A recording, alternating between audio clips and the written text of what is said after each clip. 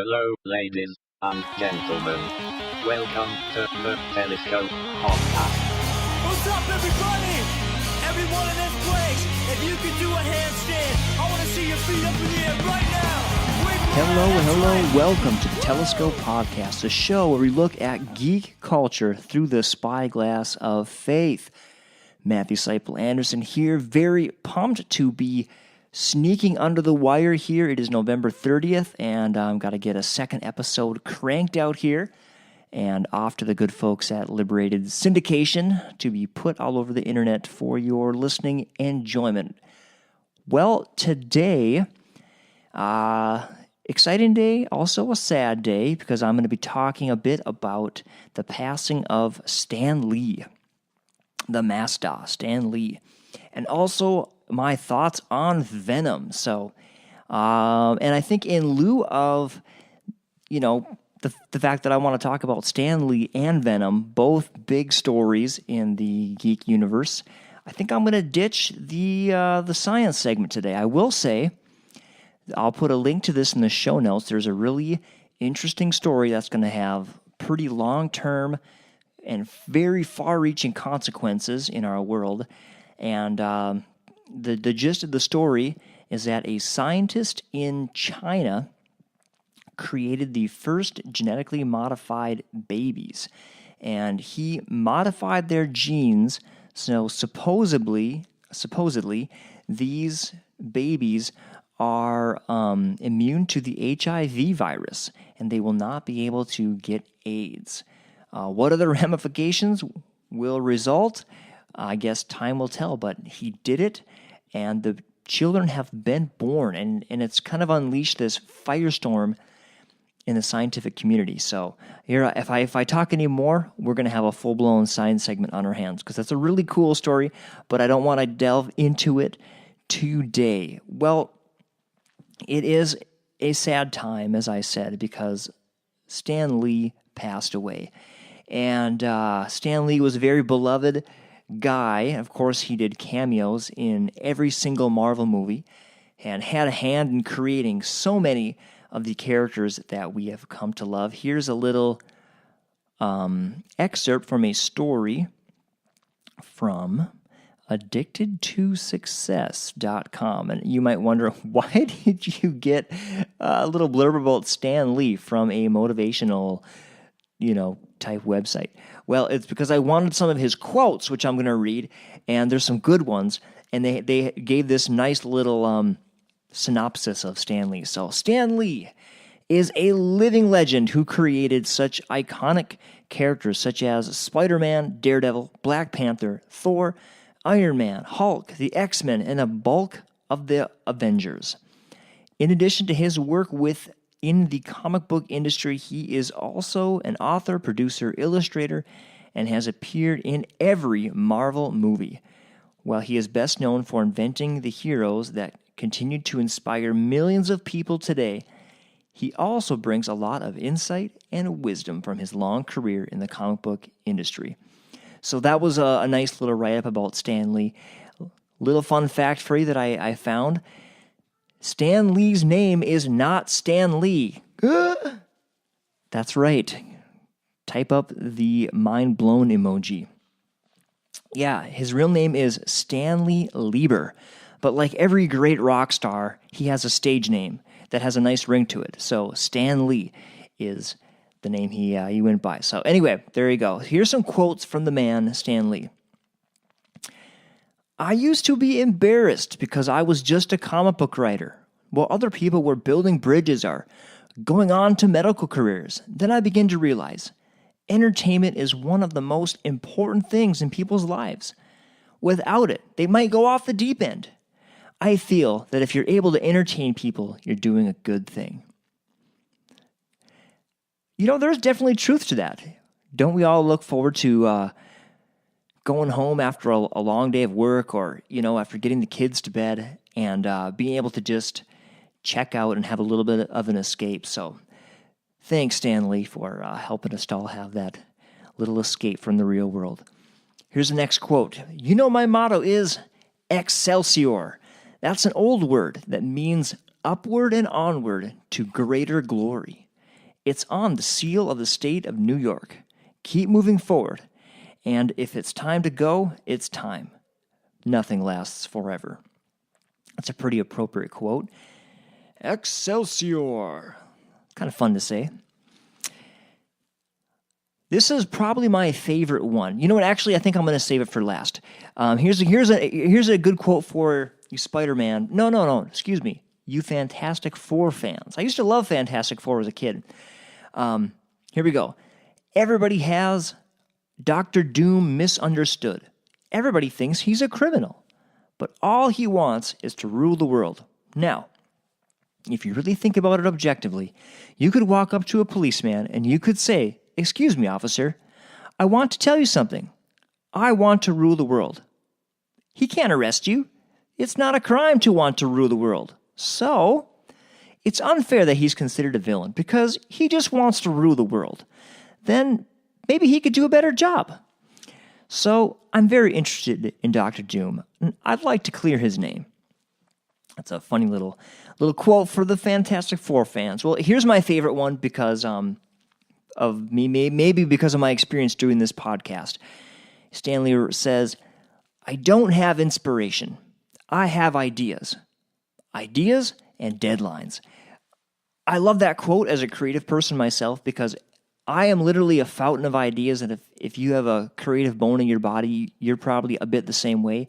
And really, every human being is creative, right? To a point. You maybe not like to create very fantastical things, but I mean, even the numbers person has an element of creativity to create a spreadsheet that's easy to follow and that makes sense. You know, everybody has an element of creativity built into them. But if you wait for that magical, fairy dust to fall on your head and to feel inspired before you do anything, you'll never get anything done. What you need is a goal and a deadline to make things actually happen, And then if you can make things happen and actually create things, and you can begin to add greater and greater and greater amounts of excellence to your work, then what you do will probably take off. So I don't have inspiration. I have ideas and deadlines. So there you go. There's the marrying of creativity with business, I guess you could say, with deadlines. So Stan Lee, thank you, Stan, for all your input into our life. All right, well, I think it's time to talk about our feature content, which is Venom. Venom. Interesting thing about Venom. Venom was not invented by Stan Lee. Stan Lee was a co-creator of Spider-Man, if I understand the story correctly, but he did not invent Venom. Here's a quote from a story that was on Looper.com. Pretty much every big creator at Marvel in the 80s had something to do with Venom's conception, except Stan Lee. It started when a fan named Randy Schuler sent a pitch to Marvel in which Peter Parker got a brand new all-black stealth costume. Marvel editor-in-chief Jim Shooter liked the idea so much that he paid Schuler $220 for the rights and introduced the new outfit in Marvel Superheroes Secret Wars number 8, which was written by Shooter and drawn by Mike Zeck. So, and then the story goes on to explain how Venom came from a whole bunch. Venom was like a crock pot, right? A whole bunch of people kind of threw in ideas and it developed and evolved and eventually was written in stone and produced. But yeah, Stan Lee, nothing to do with Venom. So Venom, by the way, like it, hate it, Venom, it has done amazing things in... Oops, I just clicked on the wrong link. I'm looking for this next story I want to talk about. Venom has really done well overseas, way better than I expected it to do. And here's the story from ing.com. Venom outperforms Star Wars and Guardians of the Galaxy at the worldwide box office. And this story's not even new anymore. It's from November 19th. Venom has earned $780 million worldwide. Whew. Yeah, that puts the Tom Hardy movie above 2014's Guardians of the Galaxy and above 1977's Star Wars. Although it's important to note that if you adjusted for inflation, Star Wars would still come out on top. But yeah, Venom has been a huge hit in the overseas market, especially in China. So I guess congratulations are in order. You know, Venom is, as I thought about that aspect or that fact, I thought to myself, Venom does have kind of a certain, I don't know, there's an aspect of Venom that does remind me of anime. It's so big. It's so, I mean, the movie isn't necessarily big like Venom's trying to save the whole world. Or I guess he is trying to save the whole world, but you know what I'm saying? It's not like an Infinity War's big, huge cosmic scale story. However, the character Venom, he's just big and, you know, I don't know. And he could literally make himself have that cool, crazy anime hair if he wanted to. You know, he could use his goop, right? The black goop could become anime hair. So I guess it just makes sense. It was just bound to happen. Explosion in China. Everyone loves Venom. All right, well, here's my thoughts on Venom. What do I like about Venom? Just go through my list here. I liked the mystery. I liked how it started with the symbiotes crashing and they had escaped and the one had taken over that character and kind of was hopping from person to person. I thought that was super cool, very fun. I liked the big science company and the character Carlton Drake, who was the heel, the villain, the big bad of the movie. I guess I just liked it because of all the similarities, and they were thinly veiled. All the similarities, the obvious, they were obviously drawing from SpaceX and Elon Musk, right? This tech giant, this entrepreneur, extremely creative, risk-taking, very rich guy. And in this movie, obviously, you know, he was willing to break ethical guidelines and go against what people said he should do, and be willing to just cross some serious lines in order to see his vision fulfilled. So I thought that was interesting.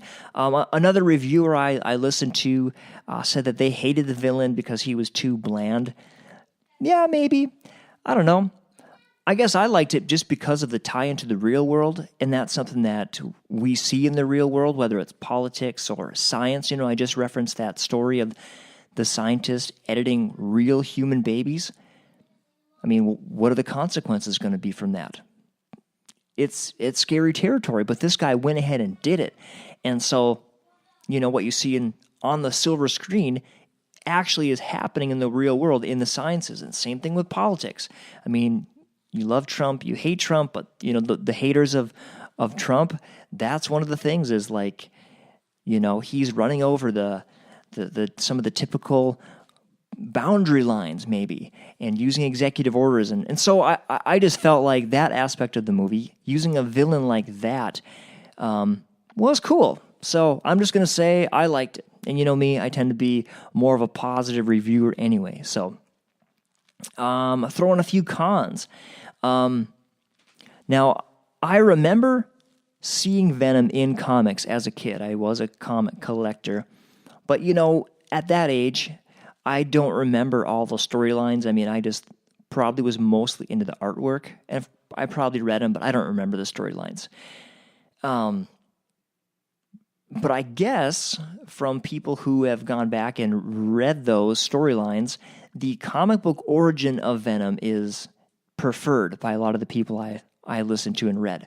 And so the comic book origin goes a little like this. Take it with a grain of salt. I'm not a huge leading authority, but something like this. Venom is a symbiote, ends up on Earth, you know, from an asteroid or something. And he's first paired with Spider-Man, which is, I believe Venom was in one of the third Spider-Man, like the original Spider-Man trilogy. Venom was in that.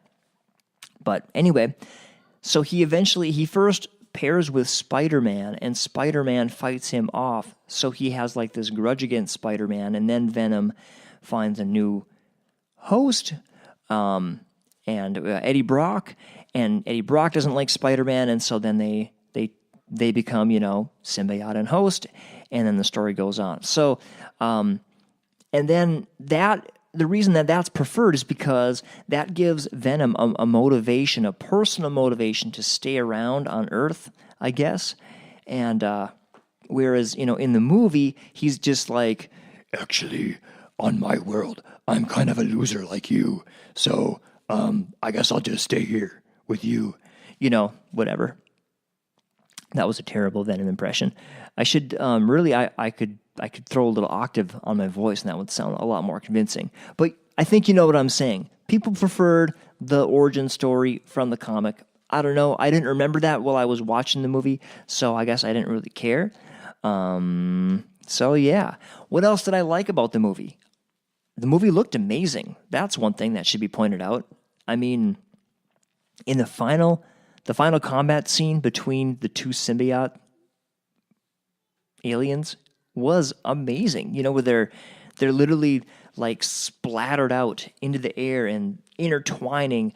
I mean, like a huge fighting ferocious bowl of spaghetti with wolves inside of it, like a tornado of spaghetti with wolves fighting, and then with two dudes fighting. That's what it was. It was amazing, and it was really, really cool to see on the screen.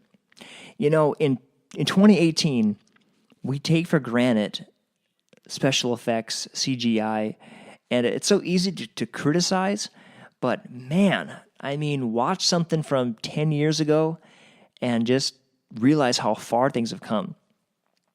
Another thing I like just the character of Venom. I thought he had a lot of funny interchanges with Eddie Brock, and the two of them getting to know each other. That was cool. That was just a cool element. I also like that Venom has a quote-unquote kryptonite, and that's something that you don't see with a lot of characters, I guess. I mean, Superman is like... Okay, Superman, a side note here, Superman is way too powerful of a hero, and, anyway, so that's why I'm not a huge fan of Superman. But Venom is also pretty powerful, pretty indestructible. But the fact that he's got a few things, that certain sound frequency, where if it's loud, it just like it resonates him apart, and fire. So that's, I don't know, that's cool. That's an element about the character I dislike, that he has a real Achilles heel, and he can really be killed. So it's nice. It's nice when these characters are not just, so overpowered that they can't die. Other things about the film, cons, I guess. I mean, it had kind of a lot of language, which they're going for a darker theme, and I guess that's just a thing for me to deal with. But it did have quite a bit of language. The violence in the movie, they were able to make it so unrealistic. It was almost like video game violence.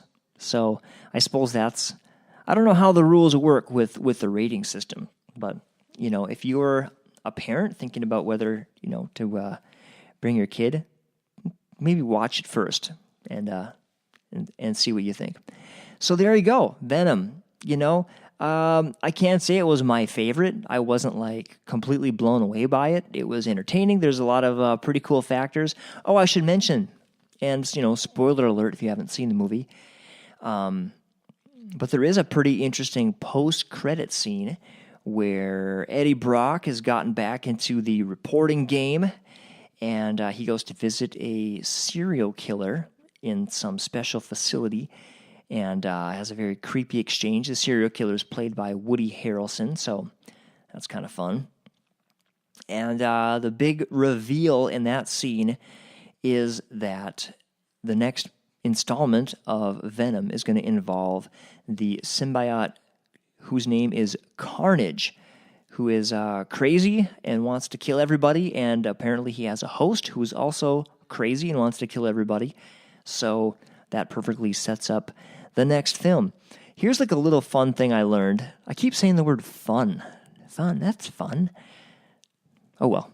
Fun, that's a super nerdy word, and this is a very nerdy podcast. So I guess welcome to the Telescope Podcast, everybody, where your host uses nerdy words.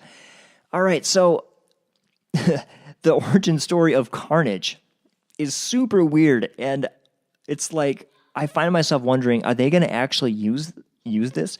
The story is that Carnage is like a symbiote baby that Venom produces asexually. Yeah, so I don't know. Are they going to actually do that, or are they going to make Carnage another symbiote that's come from space? To me, that would be a better option. I mean, oops, Eddie, I just had a baby. I'm sorry. Now we have to kill it. That's just going to be weird, man. So, yeah, hop on Facebook. Tell me your thoughts. Should Carnage be Venom's little baby? And or should Carnage be from outer space? I can't believe that I'm actually having this conversation with you out there. Well, with that lovely note, I think it's time to Bring forth the telescope! So I'm sitting here thinking to myself, how can I possibly bring faith into this discussion of Venom? And I actually did take a few minutes and I prayed about it, and I had an interesting realization. We are symbiotes, right? Luke 4:4 says, "Man shall not live by bread alone, but by every word that comes from God." And in Luke 15, one of my favorite chapters, Jesus says, "I'm the vine, my Father is the vine." Oh, excuse me, I need to jump down here a couple verses. All right, "Abide in me and I in you," this is verse 4. "Abide in me and I in you, as the branch cannot bear fruit of itself unless it abides in the vine. So neither can you unless you abide in me. I am the vine, you are the branches. He who abides in me and I in him, he bears much fruit, for apart from me, you can do nothing." And here's an intense verse, verse 6. "If anyone does not abide in me, he is thrown away as a branch and dries up, and they gather them and cast them into the fire, and they are burned. If you abide in me and my words abide in you, ask whatever you wish, and it will be done for you. My Father is glorified by this, that you bear much fruit and prove to be my disciples." I think that's just a great passage of Scripture. And you combine that with what Jesus said in Luke 4:4, "Man shall not live by bread alone, but every word that comes from the mouth of God." And you can see that we were made to be in this relationship with God. And it's, I don't know, maybe we're not symbiotes because God is not dependent on us. And in that case, is Venom really a symbiote? Because, Eddie Brock was just fine before he came along. So maybe Venom's more of a parasite. I don't know.